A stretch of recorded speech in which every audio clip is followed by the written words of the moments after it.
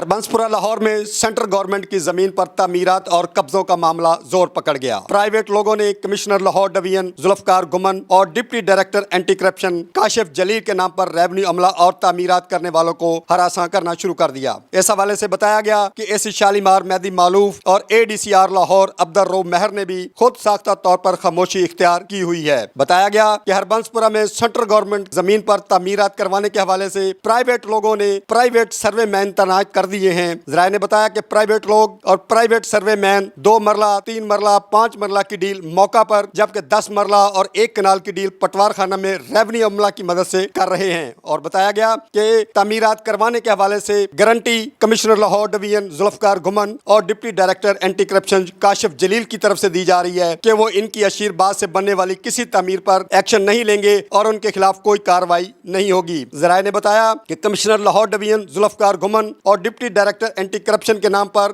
कौन central government की जमीन पर गैर कानूनी तामीरात करवा रहा है, इस पर दोनों इदारों की तवज्जो गौर तलब है। बताया गया कि इन सरकारी इदारों की साख को खराब करने और नुकसान पहचानों के खिलाफ कार्रवाई करनी अज हद जरूरी है। कैमरामैन खुरम के साथ गजनफर अमान, लाहौर 24 न्यूज, लाहौर।